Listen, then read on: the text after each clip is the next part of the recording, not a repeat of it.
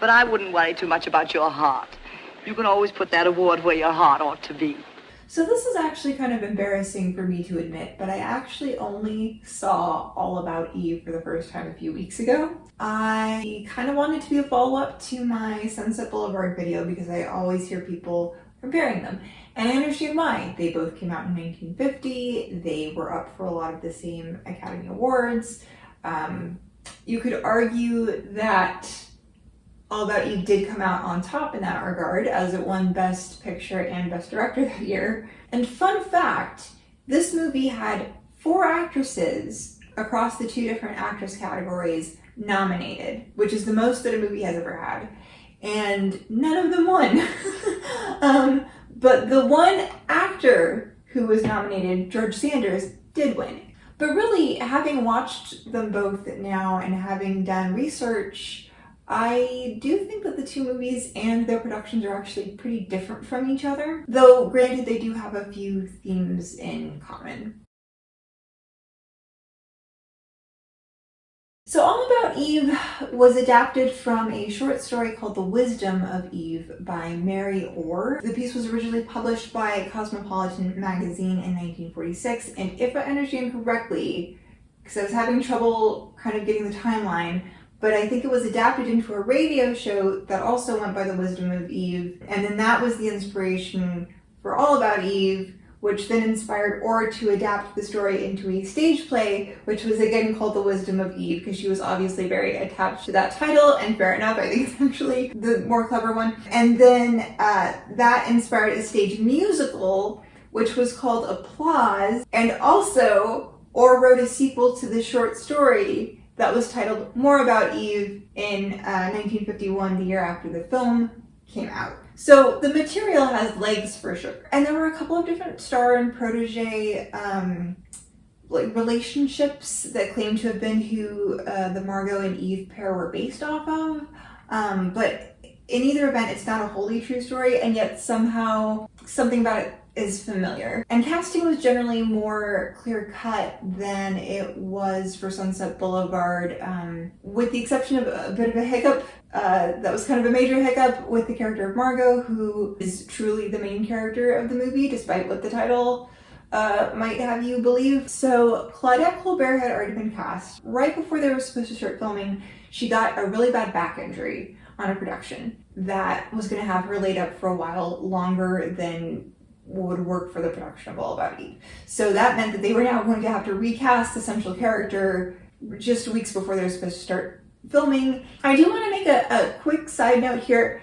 I can't imagine anyone other than Bette Davis playing the part of Margot, and I don't want anyone other than Bette Davis playing the part of Margot, but I do think that Claudette Colbert probably could have done a good job. I wanted to see, was she disappointed? And from what I can tell, it's like, yes, she was disappointed by the turn of events, but couldn't deny that, Davis was amazing. She was but also, Bette Davis as Margot. You can't be mad at that. She did say it did, to a degree, kind of change the character and the story a little bit, based just on that casting choice. Anne Baxter was partially cast because she looked so much like Claudette Colbert, and they really wanted that visual transition on the screen of Eve kind of becoming Margot. Colbert also, interestingly, would have been seen more like an aging actress than Bette Davis was. The way that director Joseph Mankiewicz put it, he said, in the eyes of the public, Bette Davis was never really young, and so that dimension of the aging actress is somewhat eclipsed with Betty playing Margot Channing. I think to a certain extent maybe that's true. When I think of Claudette Colbert, the first thing that pops into my mind is It Happened One Night. She was very young when she did that. But, it's just the idea that, time has passed. This is not the hot young thing anymore. She is now, a veteran. And at the time, interestingly, Daryl Zanuck, who is the producer, was feuding with Bette Davis. But despite that, and maybe even kind of partly because of it, he called her up and asked her to read the script, telling her that the only catch was she'd only have 10 days to prepare. But Bette Davis read the script, loved the script and said, "That's fine, I'll make it happen." And when meeting with Mankiewicz to discuss the character, he told her she's a woman who treats a mink coat like a poncho, and Davis said that was the key to Margot Channing. There was actually one other character who had a little bit of casting hiccups with, just because it took them a while to find the right person. That was the character of Casswell. She's a relatively small part. She's actually only in 2 scenes, but they reportedly auditioned dozens of actresses to find the right person. Funny enough, one of the reasons that this character became so significant from kind of a historical film context is because of who they ended up casting. So Marilyn Monroe's contract had been suspended earlier by none other than producer Zanuck, and the reason that he gave was that she was not photogenic. Marilyn Monroe, the literal Marilyn Monroe, that Marilyn Monroe, like, we cannot win. Anyway, her agent basically stalked Mankiewicz and insisted that he meet her, and he did, and luckily he was charmed by her and gave her the role. He said of her, "There was a breathlessness and a sort of glued-on innocence about her that I found appealing." And her appearance left such an impression that she garnered a 7-year contract with 20th Century Fox. And I'd like to say, you know, like, oh, so it all had a happy ending, or it all worked out in the end, but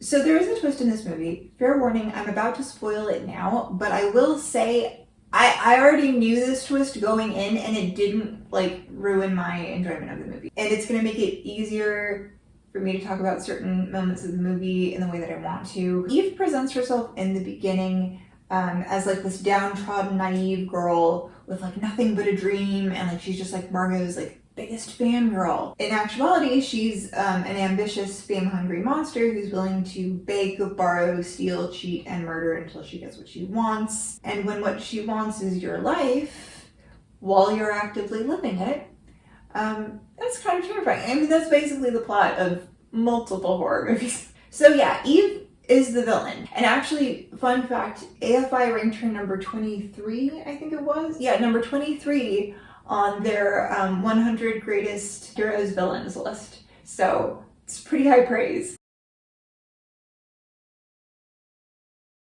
We start the film at an elite awards ceremony populated by theater veterans, and this movie does slightly dip its toe into the world of film and Hollywood, but the main focus is really on stage shows. There's actually not a ton of skewering of, like, the movie industry in this particular one, and this likely helped the film out a little bit when compared to Sunset Boulevard. Now, All About Eve has a really interesting, like, framing/storytelling device. The narrative is given by multiple different characters over the course of the film based on who would have been present and if they had additional information that they were keeping from the other characters.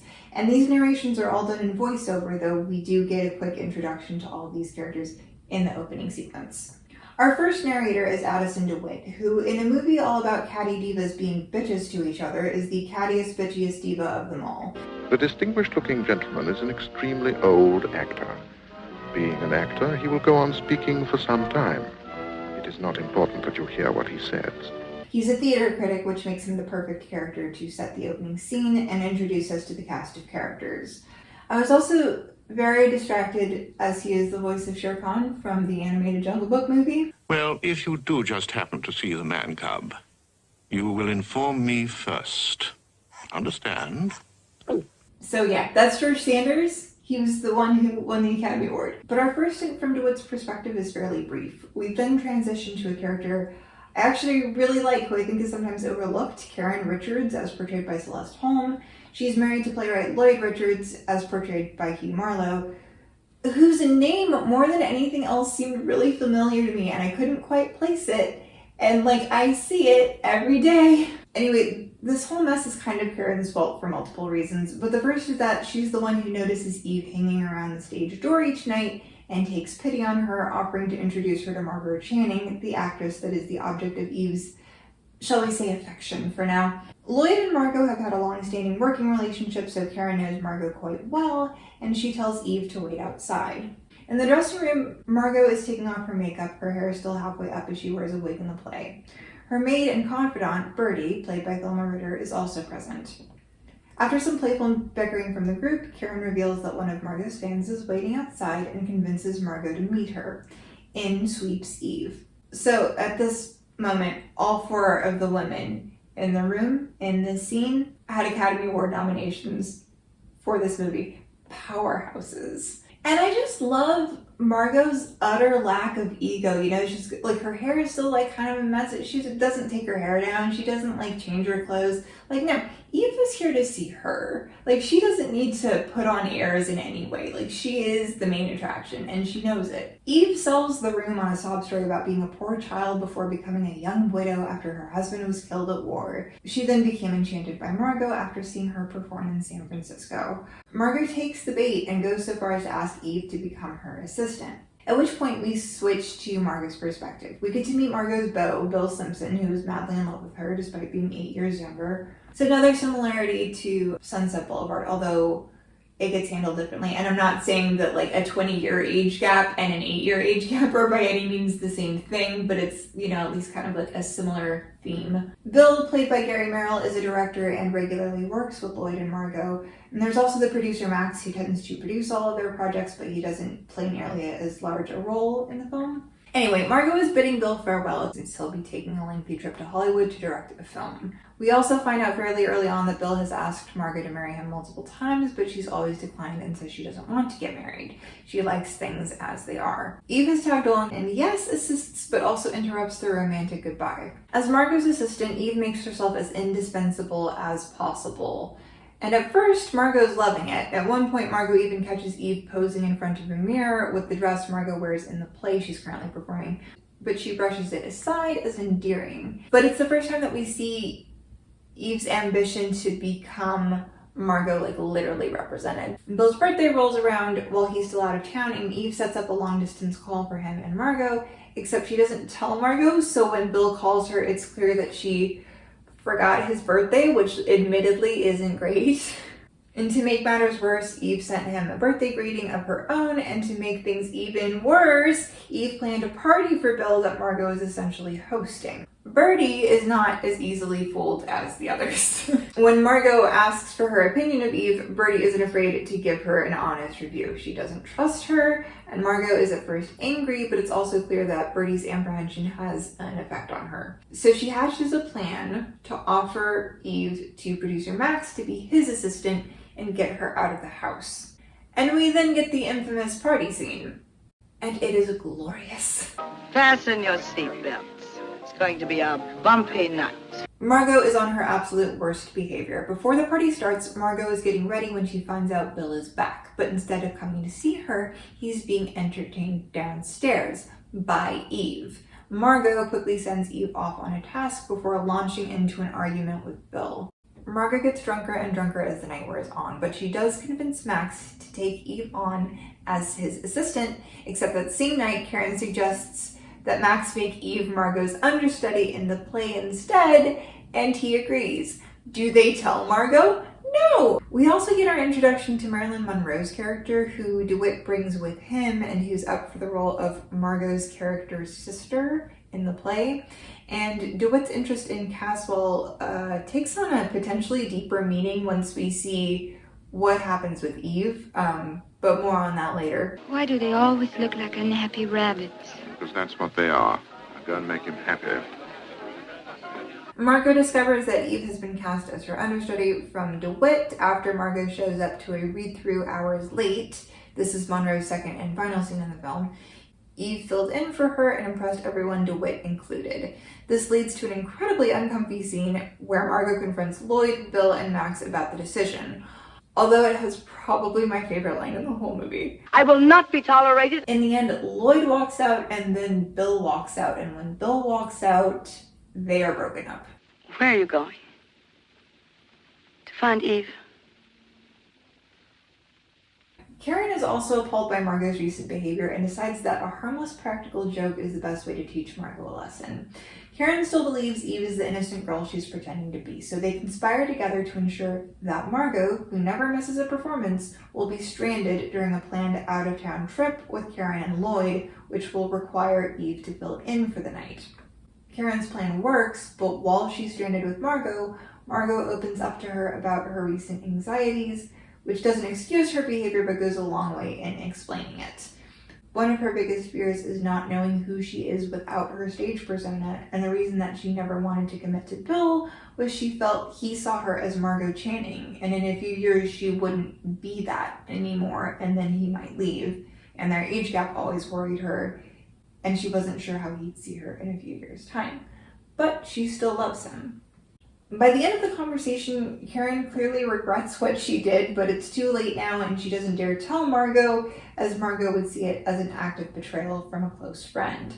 So by coincidence, a bunch of critics happen to be invited to the play the night that Eve is performing. Among them is DeWitt. He goes to the stage door after the show to see Eve when he overhears her with Bill. Now that Eve has successfully broken Bill and Margot up, her plan is to seduce Bill and take him for herself. So why? It's not because she wants exactly what Margot had and Margot was with Bill, but it's because she likes the Bill, Lloyd, Max dynamic that comes with Margot.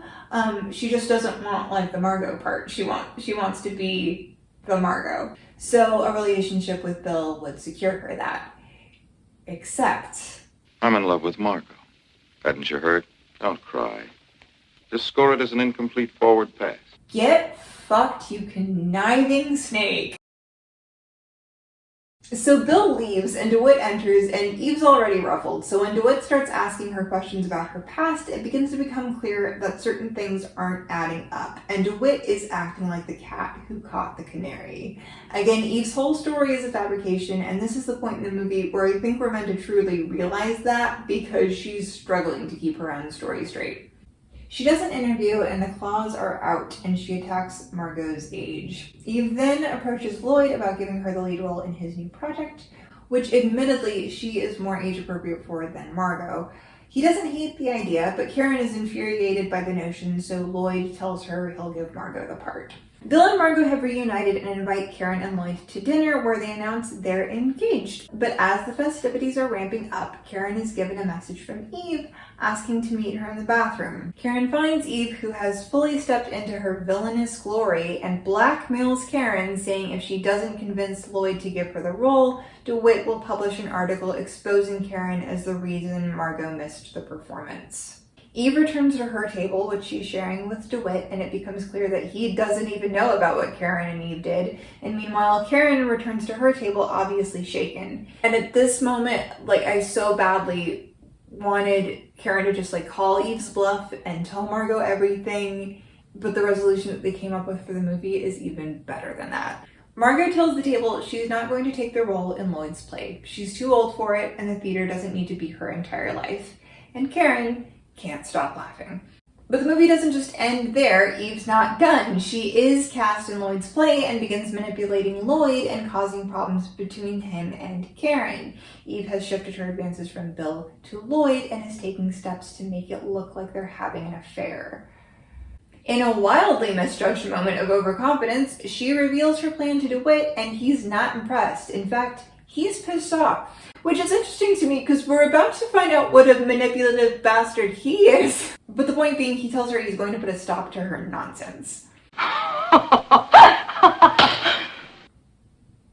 Well, okay, I don't know if that was necessary. DeWitt goes on to reveal that he knows everything about her is a lie, from her name to her marriage to her time in San Francisco, and the real reason she's in New York was that she was paid to leave her hometown after having an affair with her married boss.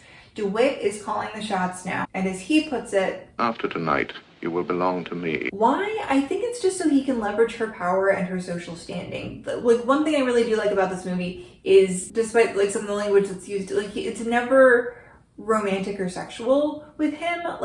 He just wants to use these people for his own propping up. But yeah, these two deserve each other. I think actually DeWitt was probably doing something similar with Casswell near the beginning. It's Marilyn Monroe, but she does play her like a dumb blonde. So I think that maybe she was supposed to be still being used by him and maybe didn't recognize it in the same way. But I think that it was the same situation where DeWitt was like, oh, I can use her, and then realized, oh, her career is not really taking off the way I thought it would, so he kind of pivots at that point to Eve And that's how we end up here. But the movie catches up with itself at this point, with Eve receiving her award and revealing that she's on her way to Hollywood. She thanks the core characters who could not give less of a shit, and the ceremony breaks off with Bill leaving with Margot and Lloyd leaving with Karen.